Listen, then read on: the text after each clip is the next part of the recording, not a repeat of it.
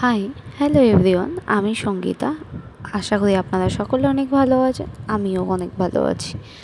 তো এই দেখুন সকালের ওয়েদারটা, আর এরকম ভিডিও আমার ভিডিওতে তো আপনারা এরকম ভিডিও ছবি দেখেছেন, কেন এটা আমার ছাদ থেকেই দেখা যায়।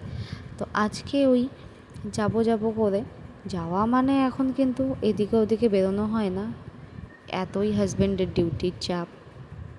আর আমারও বাড়িতে সমস্তটা যেহেতু একাই সামলানো, একারই কাজ, তো একটু ক্যান্টিনেই যাওয়ার দরকার ছিল।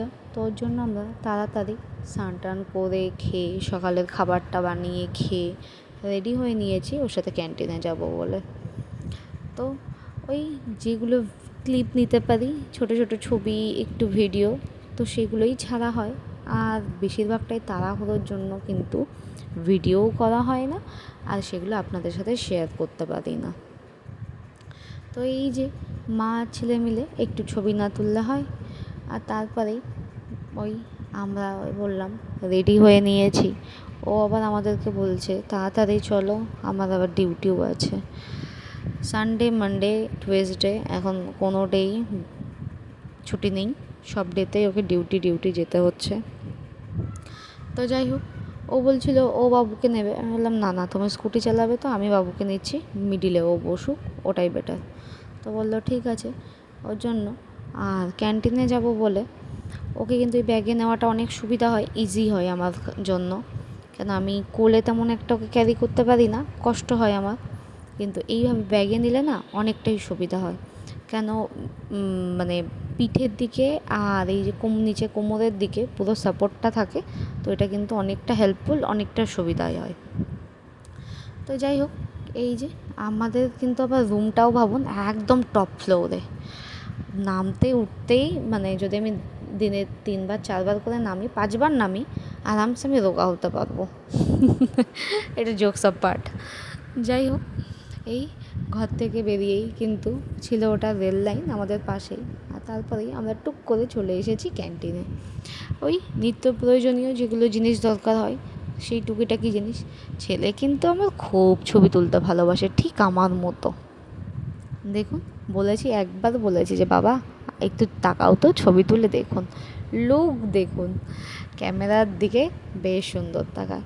আর তারপরেই ও বললো আমার একটু ল্যাবে কাজ আছে ওর ডিপার্টমেন্টে। আমি বললাম ঠিক আছে, আমাদেরকে তাহলে ছেড়ে দিয়ে আসো। বললো না, কিছুক্ষণের কাজ আছে, একটু তোমরা ওয়েট করো, দেন একসাথেই যাওয়া যাবে।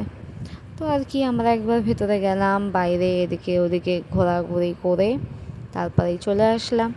এসে বাড়িতে আবার রান্না। ও বলছিল যে বাইরে খাওয়ার জন্য, তো আমি বললাম না, সবজিপাতি অনেক কিছু পড়ে রয়েছে। আর এই যে দেখুন, সব কিছুর ভিডিও আমি নিতে পারিনি, ওই বললাম যেটুকুনি ভিডিও বানিয়েছি। রান্না করেছিলাম আমি উচ্ছে ভাজা, দই বেগুন, বেগুন দিয়ে তরকারি, মাছের মুড়ো দিয়ে মুগ ডাল।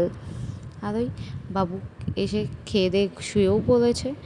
আর এটা ছিল ঠিক বিকালবেলা। বললাম না, কাজের কিন্তু কোনো শেষ নেই। আমি এখন যেন যেদিকেই তাকাচ্ছি সেদিকেই কাজ। আমি যখনই ওকে বলি, হাজব্যান্ডকে বলি কত কাজ, ও বলে কি অত বেশি দেখতে নেই, চোখ বন্ধ করে চুপ করে ঘুমিয়েও নিতে হয়। ও আমাকে বলে দুপুরবেলা একটু হালকা ঘুমিয়ে নে। তো আমি বলি ঘুমালে কাজ হবে কী করে? ও বলে না, একটু ঘুমেরও দরকার আছে, যেহেতু আমি সকালেই উঠে যাই, ছেলে আমার উঠে যায়, ওর জন্য আমাকে উঠতে হয়।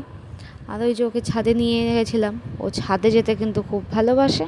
আর ও নিজের গাড়ি মানে, ও ভাবে গাড়ি মানেই ছাদে নিয়ে যাবে। এই যে তারপরেই সন্ধ্যা দেবো বলে ওকে আমি ডাকলাম, বাবা ওঠো। ও উপুর হয়ে শুয়েছিল, হিসু করে জামাটা ভিজে গেছে বলে জামাটা খুলে দেওয়া হয়েছে। আর এই যে দেখুন উঠে গেছে। তা আমি ওকে বলছি কি, এসব ওঠো, চলো আমরা সন্ধ্যা দেবো। আজকাল না আমি আর আমার ছেলে মিলেই দুজনে একসাথে সন্ধ্যা দিই, পুজো দিই, যেটা আমারও খুব ভালো লাগে। আর ও খুব ও জিনিসটা দেখে, তো ঘন্টা বাজায়, তো ও এটা নতুন নতুন শিখছে।